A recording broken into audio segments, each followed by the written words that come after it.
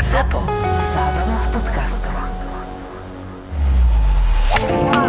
Náš podcast počúvate vďaka spoločnosti Respekt Slovakia. Respekt Slovakia.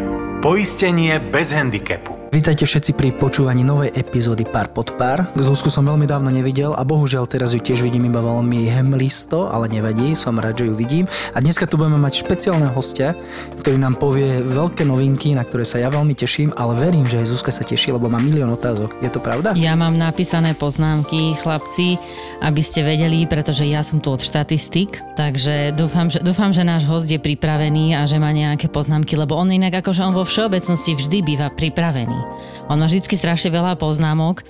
Neviem síce úplne, že či všetkých potom akože nejak doplní, ale musím povedať, že za určité svoje pôsobenie v golfe sa naučil delegovať. Áno. A vybral si aspoň 2 dní do týždňa voľné, ktoré si povedal, že neotravujte ma.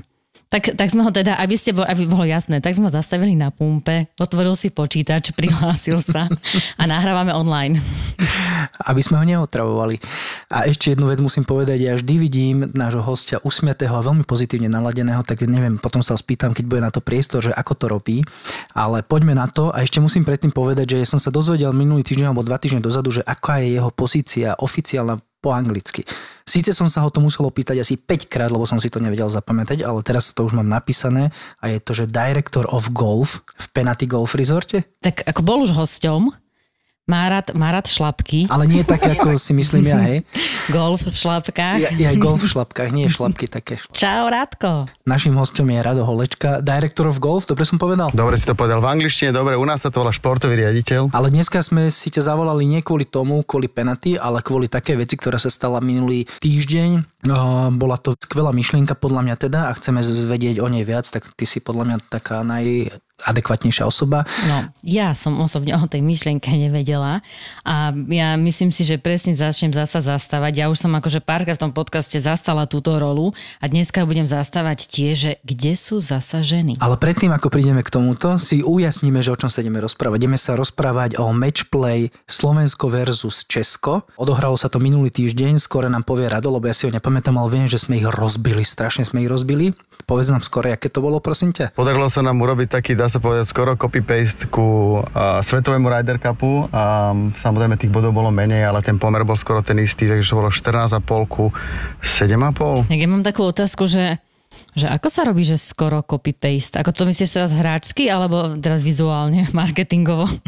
Nie, bola to metafora k debaklu viac menej, ale nechcem to tak nazvať, lebo ono to iba na papieri vyzerá, že to bolo strašidelným rozdielom, ale počas priebehu to tak vôbec nevyzeralo, takže tie insights dáme neskoršie, ale to konečné číslo vôbec nezodpovedá tomu, čo bolo na ihrisku, takže tak by som to... No dobre, tak poďme po poriadku. Poďme najmä to, že vlastne niekde sa zrodila myšlienka. Inak mali by sme to ešte trošku upresniť, lebo ja som československé poháry hrala, ja si myslím, že sa normálne hrajú, ale toto bolo 35+. Teda bolo to pre dospelých a teda mužské, k tomu sa ešte určite dostaneme. Ale ja si osobne myslím, že my sme chýbali mužom viacej ako oni nám. Zuzka, to máš viac ako pravdu, vždy nám chýbate. Aj pred hrou, aj počas hry, aj po hre. No, že...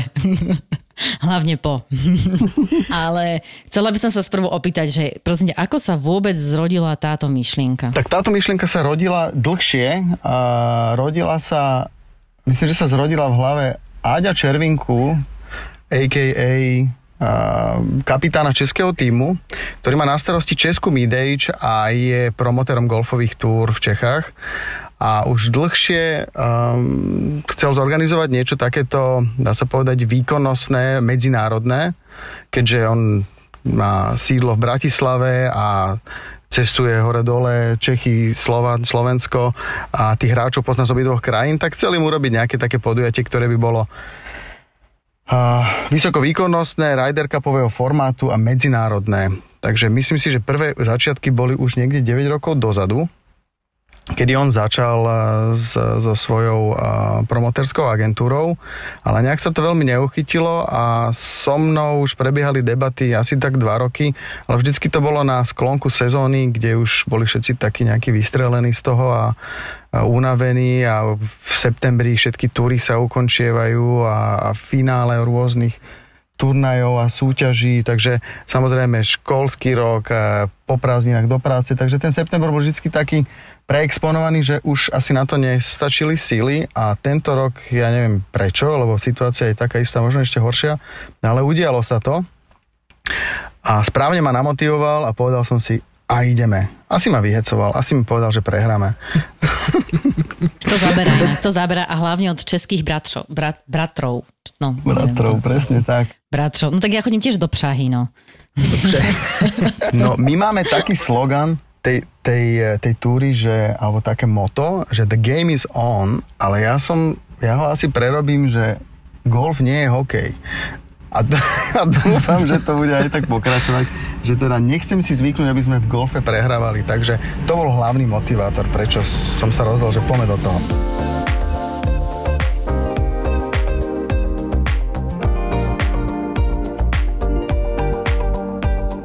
No počkaj, ja mám otázočku, že vieme teda, kto je kapitán českého tímu a kto bol kapitánom slovenského tímu teda? Rado. V tejto pozícii som sa zhostil s radosťou, ale keďže výkonnostne som na hráča nemal, takže sme si to rozdelili takto. Takže ja som mal nehrajúci kapitán a myslím, že to tak chvíľku môže zostať, nakoľko sa svoje hry určite nevenujem, ale idem do toho, v zime potrenujeme. Dobre, ale český kapitán bol hrajúci, keď som dobre videl výsledky aj všetko. Áno, má trošku také vyššie sebavedomie golfové, takže... Koľko doniesol bodov český kapitán? Áďo, asi 1.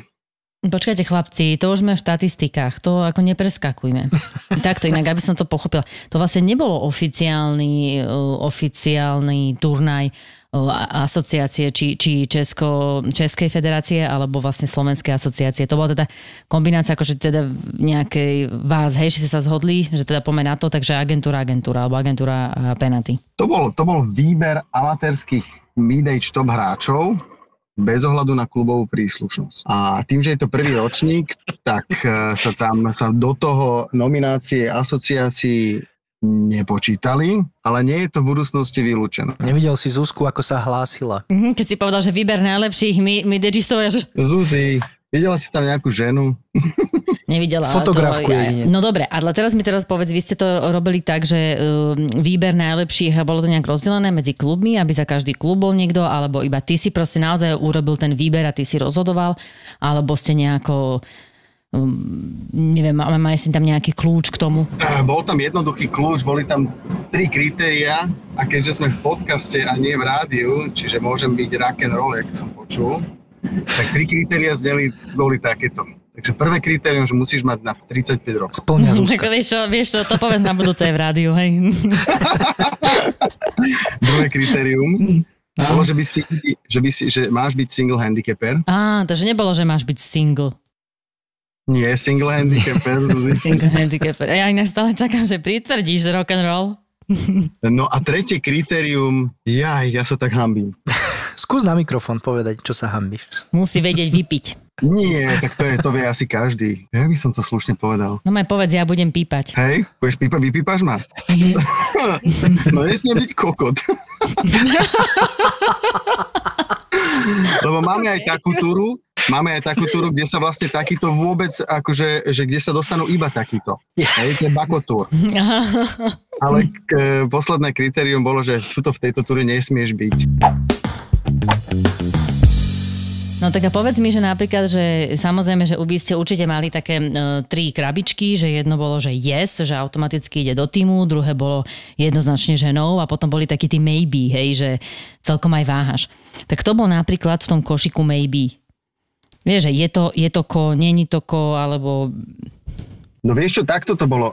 Vzhľadom na ten september divoký, tá celá organizácia predtým síce nebola úplne dlhá, ale bola intenzívna. A intenzívne to bolo tak, že teda urobil sa zoznam amatérskych hráčov na 35 rokov podľa handicapu a išlo sa kategória A, kategória B, kategória A, kategória B a všetci vo kategórii A sa obvolávali. A všetci z tej kategórie A, ktorí sa obvolali, dokonca aj zdvihli ten telefón a povedali, že majú záujem a idú sa zúčastniť. Takže tam nebol žiadny odpad, žiadne maybe a všetci, ktorých sme oslovili, tak prijali pozvanie a boli v nominačke s výnimkou na jedného, lebo Mišo Hiemgard bol v tej nominačke, aj prislúbil, len mal tam takú technikalitu, že mal nového zamestnávateľa od oktobra a nechcel miešať karty až takto úplne, lebo samozrejme toto bolo druhý týždeň v práci a hneď 3 dní a tak ďalej v pracovnom týždni, takže povedal si, že nejde to veľmi škrábať a tým pádom namiesto neho potom nastúpil Andrej Kobeň. No, to bola tak dobrá ono voľba, podľa mňa. Aj zamestnávateľia niekedy sú v tejto pozícii, že nechceš zbytočne provokovať zamestnancov, tak máš akože na programe dosť veľa konferencií počas roka. Áno, presne tak. Poznáme všetci. No a Zuzka by sa ešte chcela opýtať, lebo sa hanbila, tak mi povedala, že mám sa to opýtať ja, že kto si to platil? Platili si to hráči, alebo to bolo platené nejakým iným spôsobom? Ja som ako čakala fakt už lepšiu otázku, že, ktorú mi teda zvališ na mňa, ale toto. A keď mi minule ma mamina hovorila, že však to je známe, že si žgrloš, a ja, že nie, mami, ja som iba nákladovo orientovaná. To je dobré. Vieš čo, náklady boli rozdelené medzi hráčov a organizátorov. V prvých ročníkoch veríme, že sa pridajú aj partneri do budúcnych rokov, pre ktorých máme pripravené aj taký sprievodný turnaj.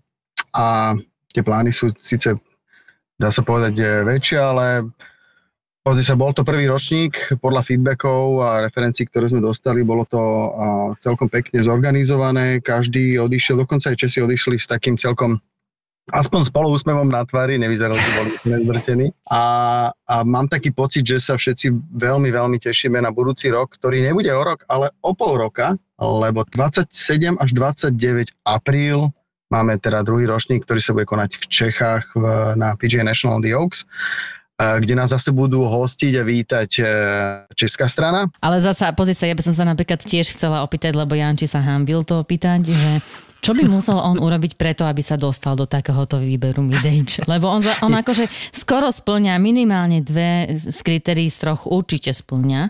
Tú tretiu sa celkom neodvážim nejak hodnotiť. Ale... Myslíš tú handicapovú, hej? No. A takto je veľmi jednoduchá odpoveď. Ja by som Janka chcel mať veľmi v tíme, len by potreboval mať handicap taký, ak má deleno 2. Tým pádom by už dávno mal ponuku na stole. Úplne kľúčová vec je, aby si bol dobrý hráč. To, či máš handicap 4, 1 alebo 9, je úplne jedno, len musíš ty vedieť hrať jamkové hry, musíš byť psychicky silný a samozrejme musíš byť spoločenský alebo kolegiálny, aby si dotvoril ten tým. Nemôžeme mať outsiderov, nemôžeme mať individualistov. Všetci tí, ktorí tam boli hráči, s ktorými si vždy rád sadneš hoci kde na pivo, na kávu, ktorí sa vedia otvorene rozprávať o hocičom. Proste nikto tam není škaredo povedané matfizák, hej. Akože sú tam aj také, ale taký outsider, ja by som to povedal. Vieš, čo myslím? Tak ja myslím, že tým, že bude o pol roka znova sa to organizovať, tak mali by sme to tak akože nejak urobiť už nový nábor, vieš, aby si všetci nemysleli, že to je nejaká taká, že ich sa to netýka, hej. To znamená, že poprosíme vás životopisy posielať na radomir.holečka@penatingolfresort.sk. Poprosíme doplniť, záľuby sú veľmi dôležitá kolónka a potom, ak by ste mohli ešte doplniť témy, o ktorých sa radi v spoločnosti zabávate, čo pijete, či pijete. A áno, a ešte doplním v ženskom Ryder Cupe aj fotku, poprosím. A bude aj taký teda? Zmiešaný.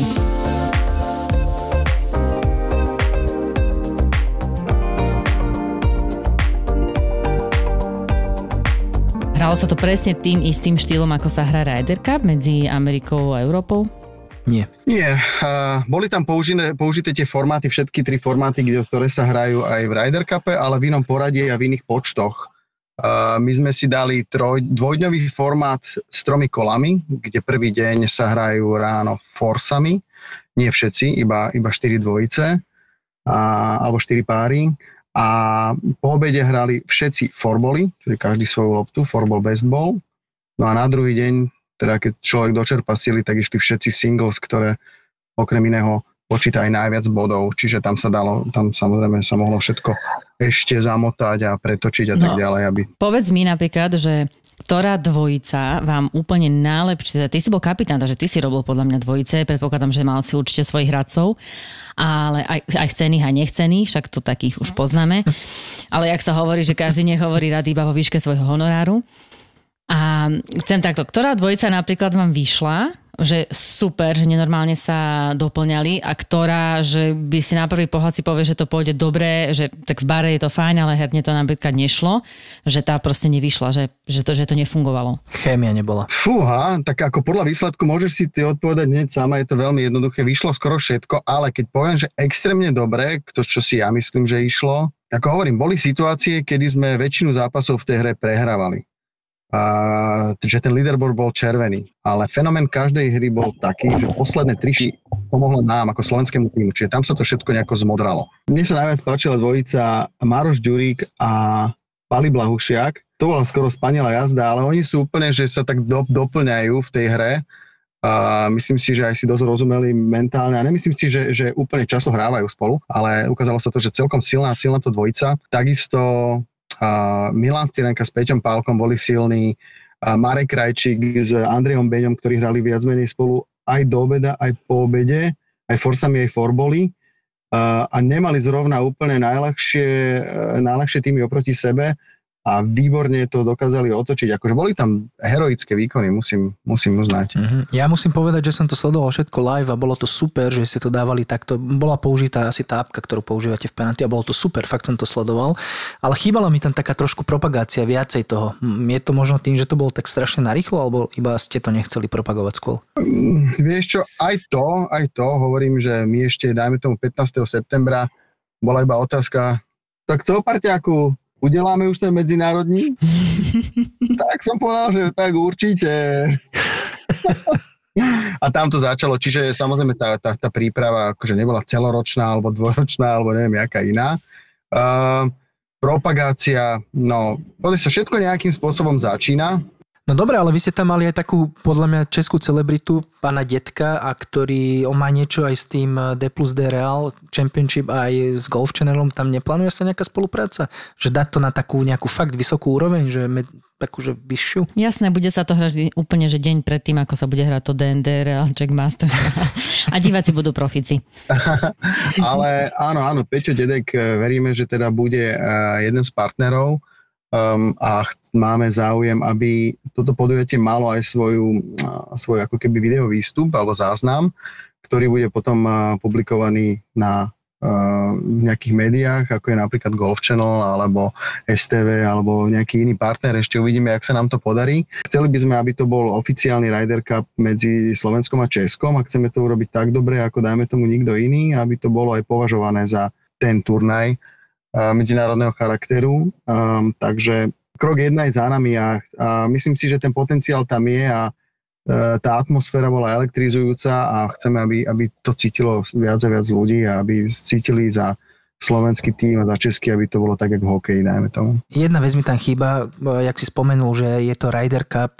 Prečo ste nehrali formát reálny Ryder Cup? Lebo tým pádom to nebol Ryder Cup formát. Ryder Cup a toto je match play trophy. No ale ty si povedal, že vízia je spraviť z toho taký československý Ryder Cup, čo je podľa mňa super vízia inak, mne sa to veľmi, veľmi páči, ale tým pádom by som to spravil aj na takej úrovni, že proste trojdňovka, forsami, forboli, všetko. To nikdy nemôže byť Ryder Cup, lebo v Ryder Cupe nehrajú ženy a to je vízia, že budú hrať aj ženy. Nie, práve že tá vízia tam nie je. Môžeme urobiť taký ženský Ryder Cup. Solheim Cup sa to volá. Podľa mňa by si bola kapitánka Zuzi. Už nehrajúca. No, pozri sa, jak sa začala usmievať. Konečne. Ja by som bola v pohode aj za nehrajúcu.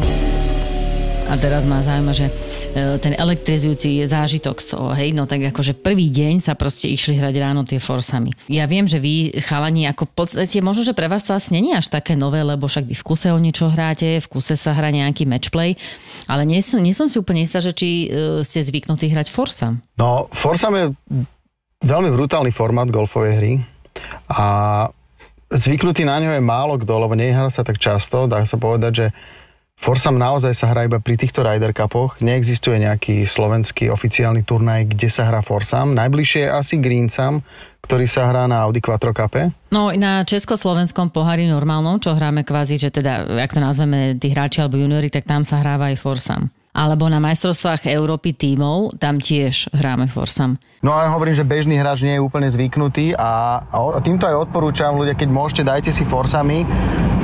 Je to veľmi zaujímavý formát, naučíte sa strašne veľa o sebe a naučíte sa aj o tom spoluhráčovi. To sa naučíš, len na druhej strane vieš, u nás je taká, akože iný slovenský fenomén je taký, že keď začneš hrať v sobotu a zaplatíš si fičko, tak ty kľudne budeš hrať aj do nedele a nebudeš sa ponáhľať. Alebo potom je to aj tak, že keď už si zaplatíš, tak už si chceš proste zahrať a nech to je kľudne aj 130 rána, ale už si za to fičko zahráš. No a Forsam znamená, že keďže sa striedaš stále s partnerom, zahráš iba polovicu ráno, to nie, tak to polovičné fičko, alebo neviem. Tak u seba doma fičko neplatíš, takže to si môžeš zahrať, hlavne keď je voľné ihrisko, lebo tá hra, keď ste 4, tak trvá tak jak dvojflight, určite, alebo sa striedate s jednou loptou.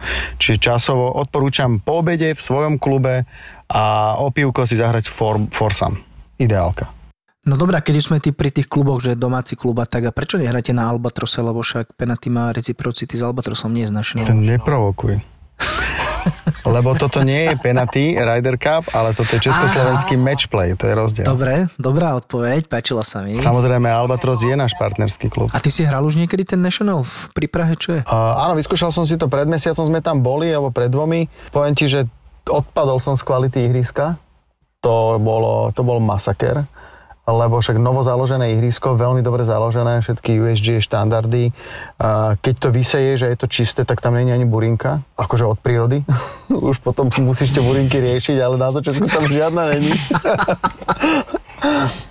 A čo ma úplne že dojalo a čo som dal, že klobúk dole, to by u nás neprežilo, boli, že všetky prechody medzi jamkami boli trávnaté a kosené na výšku fairway, že maximálne, akože skoro až approach. Alebo odpalisková výška. No a to som chodil potom, hovorím, však tuto keby prešlo, jak u nás, ja neviem, 40 autičiek, tak toto je za deň dole a už tu máš blatko. Takže asi ešte stále ťaže z toho, že nie je to ihrisko až tak strašne navštevané, konec koncom však aj celá tá filozofia Oaksu je taká, že by to má byť private a teda kvalita nad kvantitou. A tým pádom to ihrisko naozaj bolo ňuňavé. Takže rýchle. Ešte to je Bernolákovo je zamerané na toto. Áno, hej, tiež tam limitujú počet príchodí. Oni majú tiež veľmi dobrú kvalitu. Oni už na začiatku stanovili, že teda na toto ihrisko tu veľa ľudí teda nepôjde a že my to chceme udržať tak akože... A vždy bola otázka, že ako na to? Tak vieš, no, sú na to rôzne cesty. tak. Ale držíme palce samozrejme každému ihrisku, nech dosiahne svoje ciele. No a tento Oaks ešte má takú celkom zaujímavú črtu, že teda tie greeny boli nielenže rýchle, ale veľmi, veľmi tvrdé. Čiže tam je skoro ako keby linksové ihrisko, také niečo ako Borši v lete, alebo aj v Skalici to majú, že teda máš to podložie a ten piesok je teda taký ostrohraný a teda keď ho trošičku povalcuje, že vyschne, tak je to ako pingpongový stôl, čo vyžaduje samozrejme úplne iný herný štýl a to bude pre nás kľúčové pochopiť toto, lebo nie každý na tom je zvyknutý hrať. No dobre, to znamená, že začali sme Forsamami, to sme viedli koľko? Forsamami, tak to bolo 3-1. 3-1, ale vyzeralo to, že takto prvý zápas vyhrali Česi. Takže to bolo 1-0. A potom sa vyzeralo, že to bude 2-3-0 alebo 3-1 pre Čechov, ale nakoniec chlapci zabrali, možno videli ten leaderboard, lebo niektorí to nemajú radi, že to vidia počas hry, ale niektorých to hecne. A ku koncu dňa sa preklopili tie dva zápasy, ktoré vyzerali, že prehráme naspäť na našu stranu a skončilo to 3-1 pre slovenský tým. To bola prvá hra. Kto sa najviac vyhecoval, alebo kto bol taký ten akože najlepší z týmu slovenského, ktorý tak akože najviac vedel, okrem kapitána, najviac vedel pozbudiť hráčov, alebo bol taký, že maskot? Vieš čo, normálne, že neoficiálny, ale na budúceho ja ho dám ako oficiálneho vicekapitána.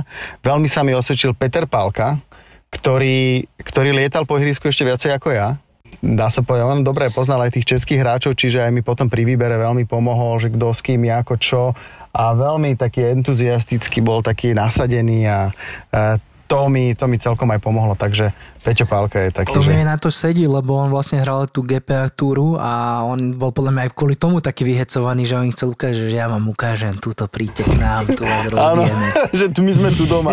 Že my sme tu doma, kričal určite. No dobre, máme to napríklad nejakú aj spoločenskú stránku? Spoločenská stránka bola vždycky, alebo takto vždycky, boli 2 večery, bol otvárací večer, čiže v stredu večer, kde sa urobili tímové fotografie a mimochodom fotky sú tiež na tej stránke, na tom linku, ktorý bol tam všade koloval po Facebooku, po Instagrame. A tam si môžu ľudia pozrieť aj teda, jak to tam naozaj vyzeralo. Čiže to boli spoločenské fotenie tímov, potom išla spoločná večera, otvárací ceremoniál, kde sme si predstavili všetkých hráčov, každý povstal, každému sme zatlieskali, z jakého klubu, odkiaľ prišiel, čo má za sebou, či je klubový majster alebo majster Českej republiky, alebo hociaké výsledky, ktoré majú za sebou na svojom opasku. A potom sa prešlo... To si vyžadovalo aj prípravu? A nejaká príprava tam bola, no. Ale nepreháňali sme to, Zuzi, neboj sa. Úplne sme to netlačili. Takže potom sme urobili nasadenie hráčov do druhého dňa, ktoré spočívalo, ten formát toho nasadenia bol taký, že hele, Kájo, ja ti dám 4 dvojice, ty mi dáš 4 dvojice a proste ich přirazíme. takže tak to je bolo. Čiže na tie forsami si kapitáni vybrali páry, ktoré majú byť funkčné. 1., 2., 3., 4. a v tom istom poradí sa ku ním zo strany prirazili páry tej druhej strany. Hej? Čiže ja som mal hráča AB a ja neviem, Andrej Beňo, Marek Krajčík a on tam mal na tom prvom mieste tiež nejakých 2 a bolo už úplne jedno, kto to je, len sa priradili tie dvojice k sebe. Takže to bolo také, že trošku naslepo, ale išiel si, tak ono ani nejde o tú výkonnosť tých hráčov, lebo naozaj sme tam mali hráčov, myslím, že Kamil Krajčovič tam mal handicap 1,2 a myslím si, že Marek Krajčík 9,3 alebo 9,089 bol najvyšší s Peťom Pálkom, ale bolo to úplne jedno, lebo pri tejto jamkovej hre sa ten rozdiel handicapov, ja si myslím, že 6 bodov handicapových nehrá rolu. Dokonca ani 10. Keď toho druhého hráča v tej jamkovej hre vieš takzvané rozobrať, tak vtedy ti handicap nepomôže, ani keby si mal hociaký. Takže predpokladám, že sa hralo teda bruto, že neto sa nehralo. Hralo sa bruto, presne tak. Preto je to ten handicapový limit, že teda single handicap to musí byť. A ešte jedna zaujímavosť. Minimálny súčet handicapov v tíme bolo 66. No koľko mali Slováci a koľko mali Češi? A my sme mali nejakých 7-4 a oni mali viac dokonca. Oni mali 13 hráčov a jedného kapitána. Oni si vymenili ešte jedného hráča medzi, čiže mali 2 náhradníkov, z ktorých jeden hral v štvrtok a druhý hral v piatok. Takže oni mali trošku vyššie handicapy. Ja si myslím, že sme boli lepší tým ako taký, lebo my sme nič neočakávali. To hovorím, tí chalani, niektorí sa ani nepoznali od nás. Som ich zoznamoval ešte v stredu, že vítajte, hráte v Ryder Cupe spolu. Ešte ani nevedeli, že kto s kým. Matchplay, nie je to Ryder Cup, mi bolo povedané naposledy. Ďakujem, presne tak, matchplay. Počúvaj, Rado, a nespravíme, že toto bude hlavná, my si spravíme také Bčko, nejaké, že Ryder Cup B, alebo niečo, že Matchplay B tým. Matchplay Bčko je, vieš, kto je tam nachystaný, tam budú partnery. Chceme, aby bol partnerský matchplay, všetko s dresami, všetko copy-paste a tak ďalej.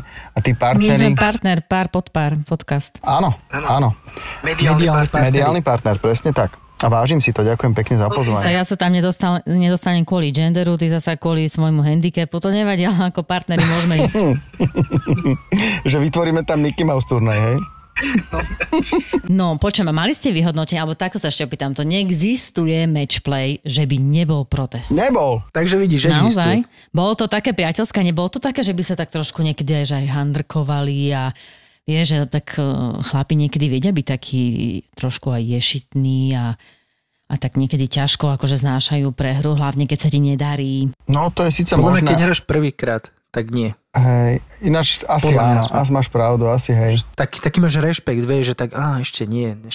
A ja som si myslel, že tá organizácia bola taká dobrá, že vlastne nebol dôvod na protest. Uvidíme druhý ročník.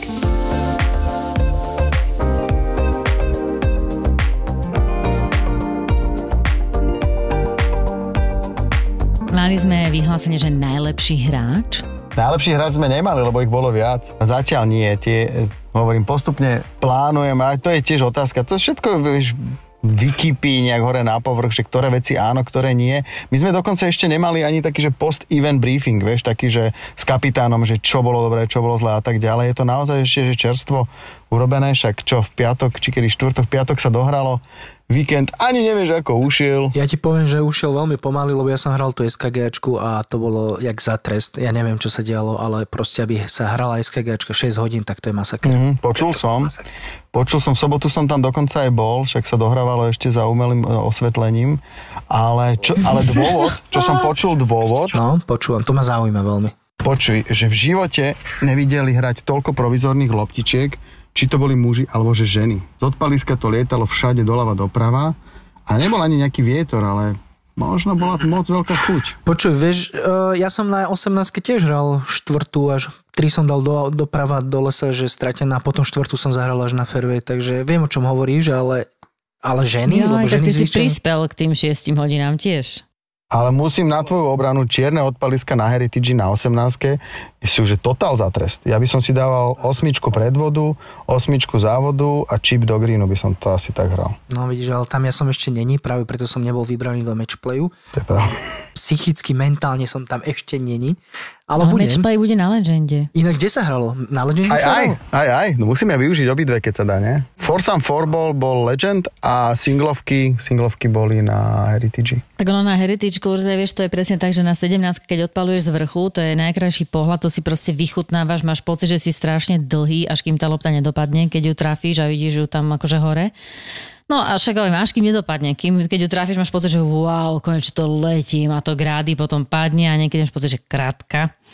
Ale dojdeš na 18 a to ťa tak naozaj, že celkom zaklincuje tá 18. A hlavne, keď potrebuješ dohnať nejakú stratu. Inak takto, z každých odpalísk je tá jamka náročná, pretože ako čím si z dlhších, tak tá prvá rana ti menej odpúšťa, ale aj z červených, keď ideš, vždy sa tá druhá rana do toho greenu, no není to úplne najľahšia rana. Z ktorých odpalísk sa hral matchplay? Čo, farbu neriešime, ale dĺžka ihriska má byť tesne pod 6000 metrov. Takto, väčšina bola bielých, ale posúvali sme niektoré tak, aby to bolo okolo tých 6000 metrov. Tým, že sme zvolili tesne pred podujatím verziu 7.3 Legendu, tak bola tesne nad 6000, ale tam sme skracovali dve jamky, 13 a 15 išli dole. Čiže máme stanovené, že v tomto formáte to budú 6000-ovky. To je úplne také ihrisko, ako keď sme hrali majstrovstva Európy na Heritage pred pár rokmi. A to boli vlastne po väčšine žlté, ale niektoré jamky sme hrali z bielých. Presne tak. Takže a osvedčilo sa to dobre. To som ti len tak chcela povedať, že vlastne už som to hrala. Gratulujem. Nie, máme tam dve kritéria, čiže dĺžka je táto, 6000 a druhé kritérium, že teda rýchlosť greenov by malo byť 10. No, vzhľadom na to, že nám v útorok a stredu pršalo úplne na mraky, greenkeeperi válcovali pondelok, útorok, streda, štvrtok a dalo sa to tak, myslím si, že 9 a 3/4 to bolo, ale rolovali pekne. Akože na tých greenoch problém nebol, ja som si želal ešte trošku vyššiu rýchlosť, ale myslím si, že ja som nemal ani jeden ponos na greeny alebo niečo podobné, že by boli nejaké, že overrýchle, alebo že by boli pomalé, alebo niečo podobné, že by to skákalo. Takže za to celkom dobre. Ale hecli sa greenkeeperi, ja im chcem poďakovať, chalani zo Šajdíkov a z okolia, lebo už teraz je, vieš, taká pokročilá doba, už si chceš aj oddychnúť trošku a sme ich zase dohecovali, takže... A štvrtok ste mali strašné počasie do obeda, podľa mňa, nie? Nebolo tam pršalo, nebola zima? Pán Božko stal pri nás, štvrtok o 8 ráno sme odpalovali, to ešte sme museli akože ukrojiť trošku času údržbe. A 8.00, jak sme boli, už len zo pár kvapočiek také nejaké, že vieš čo to je, poprchalo alebo čo. A odtedy nič a od poobedia polojasno. Fakt, že dobre. Dobre, a teraz, jak toto hovoríš, ma napadla ešte jedna myšlienka, či ste mali aj také nejaké posedenie pred tým, že taktiku zvoliť, že čo na nich, ako hrať a že proste niečo také nejaké taktické posedenie. Áno, mali sme taktické posedenie, dali sme si 2 piva a povedali sme si, že dáme ich dole. Chlapci, len to neposerte. Nie, vieš čo, tak tam samozrejme rešpekt sme mali pred nimi. Ako vždy. Aj my máme rešpekt. Áno, ja viem, partnera, že? Poistenie bez handicapu, vieš? Okej. To sedeničko bolo vlastne hlavne o tom, že teda, aby sme si užili tú svoju hru, lebo ja som vedel, že od začiatku, že teda máme dosť veľkú šancu vyhrať, hlavne kvôli tomu, že sme doma. Že my to ihrisko máme reálne dobre nahraté. A čo sa od nich nedá povedať, lebo GPAčkari alebo chalani, ktorí tam hrali, boli u nás raz, dvakrát tento rok. O to viac ten Oaks bude pre nás tiež kľúčový. Ak my si budeme vedieť Oaks nahrať dobre dopredu, tak máme polovicu úspechu za sebou. Takže sústredenie? Aha, bude sústredenie. A tam možno aj ženy pôjdu inak, Zuzka. Ale iba na sústredenie. Iba tak. Záleží. Tak zase však máme čo odovzdať. Zuzi, zoberiem ťa, dobre. No dobre, tak ďakujeme. Áno. Cieľ splnený. Takže takto, no, takže sa tešíme a veríme, že teda budeme mať priazeň aj posluchačov, aj divákov a budeme chcieť sprostredkovať nejaký zážitok, nech si to užívajú aj ostatní, nielen my. Takže najdôležitejšie, čo by sme my chceli povedať, je, že gratulujeme. A že sme teda na vás veľmi hrdí. Aj keď ja osobne by som tiež niektoré mená ja z nášho týmu nepoznám, takže možno, že by to stalo za to aj ich predstaviť a teda aj samozrejme, že aj tie úspechy už akéhokoľvek druhu.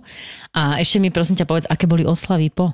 Oslavy boli bujaré, úplne jak Premier League, alebo keď Stanley Cup vyhráš do rána až na ďalší deň a preto aj ten víkend neviem ako ubehol, lebo takúto vec nezažiješ dvakrát za rok, ale iba raz. A myslím, že sme si to každý užili so svojimi rodinami doma úplne v kľude a tešili sme sa. Jedli ste brinzu z pohára, tak jak zo Stanley Cupu sa to robieva? Lebo som videl, že si mali nádherný pohár. Ne, to asi som ne. ešte nepočula. Možno na budúci rok, keď vyhráte. Pohárisko je velikánsky, však je aj na fotkách. Pohárisko je taký metrový. A zatiaľ žiadny takýto rituál, ale vieš, to všetko postupne vznikne alebo vzíde z toho, že čo teda, niečo sa niekomu pošmykne a nakoniec z toho bude tradícia, vieš. No tak predstav víťazný tím Slovenskej republiky, ktorý vyhral matchplay za rok 2021. Tak bude mi cťou vám predstaviť Stalionov a teda gladiátorov Slovenskej republiky v matchplay 2021. A ideme, Golfklub Piešťany, Andrej Beňo. Tará! Golfklub Borša, Kamil Krajčovič, jeden z najintenzívnejších hráčov a myslím si, že aj výkonnostne jeden z najlepších. A povedal som, že myslím, lebo som si nie istý, lebo vedľa neho je Maroš Ďurík, Golfklub Pegas, veľký to bojovník.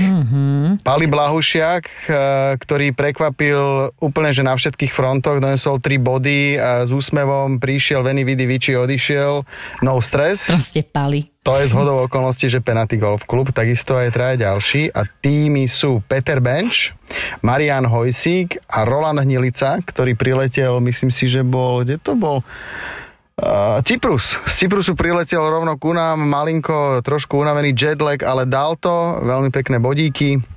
Rasťo Antala, toť prezident Slovenskej golfovej asociácie a členom klubu Hruba Borša, alebo klubu v Borši, takže Rasťo Antala, áno, zvládol to, posadil som ho na štvrtok na obidva zápasy, zahundral si, ale vyhral, myslím si, že obidva, takže bez problémov. Milan Ciranka, veľký to dríč, ktorý si zahral s Peťom Pálkom 2 dní. Peťo Pálka, teda nádejný to vicekapitán. Marek Krajčík takisto mi veľmi pomohol. U Mareka to musíš zažiť. Marek ti vyhrá, dá sa povedať, hocičo. Aj z 18 jame, keď 18 prehráva, tak na tej 19 to vyhrá. Ukázal to aj v týchto bojoch hráč s najvyšším handicapom, ale suverene nie je najhoršou hrou, skôr naopak, takže ten nás tam posúval. A keď hrá Marek, tak vieš, že hrá, to počuješ aj naokolo. Áno, má aj prezývku, Milan Siranka vám povie. Odporúčam do podcastu. V neposlednom rade mali sme aj zahraničnú účasť, lebo Pali Pancurák priletel kvôli tomuto eventu zo Španielska. Chcem sa mu poďakovať, lebo nemal úplne 100% silu, tam bojoval s nejakým nachladnutím, ale zvládol to a takisto donesol vodíky. Pali, ďakujeme za účasť. No, vynikajúce zloženie tímu. Ja teda sa musím priznať, že zo pár som nepoznala, ale všetkých tých ostatných, čo som poznala, si myslím, že to akože jednoznačne sme myslím, že boli aj v tej spoločenskej sfére ako tím. Presne tak, boli výborní. Takže tešíme sa, uvidíme, aká bude nominácia ďalšieho ročníku, ale určite vieme, že teda Zuzka ide s nami. Áno, zober si foťák. Ešte musíme dať rolu. Zober si foťák, zápisník a diktafón. Rádko, ďakujeme ti veľmi pekne, že si bol v našom podcaste Pár pod pár dneska a prajeme veľa výherných matchplayových zápasov proti Českej republike. A veľa dobrých partnerov, ako ste vy. A presne Radko sa práve zasekol.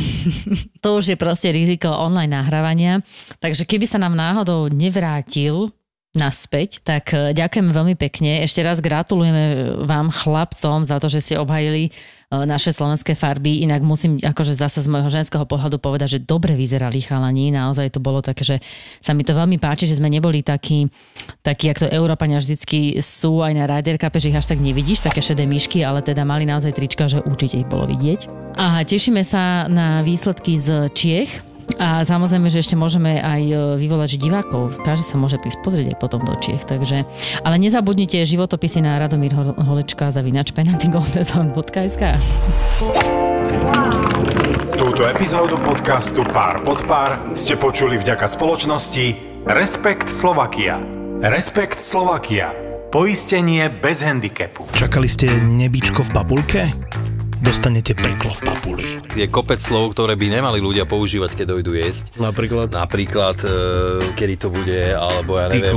Ponáhľame sa. Ty kokos, dojde týpek na jedoliš také, že dobrý deň, ponáhľame sa. Na nožík do krku. Vypadni preč. Ale, čo tam robíš, ty kokos, alebo poviem meno majiteľa hneď prístupe. Áno, je tu Pálko, áno, my sme jeho známi, čo mám piči, ja robím pre každého rovnako. A ja som mi stále nedal výplatu. Tak ma nevytáča. To je peklo v papuli. Dojedal po ľuďoch. Počkaj, lenže ja som mal pravidlo, že som dojedol iba po peknej babe, lebo to je ako keby sa s ňou boskával. Ja, jasné. Peklo v papuli, to sú dvaja kuchári, ktorí si do podcastu volajú kuchárov, čašníkov, barmanov, majiteľov reštaurácií. Toto je proste peklo v papuli. Peklo v papuli. Sviečková s hranolkami a takto ľudia si pýtajú rôzne veci. ZAPO, zábava v podcastoch, predstavuje nový podcast Peklo v papuli. ZAPO, zábava v podcastoch.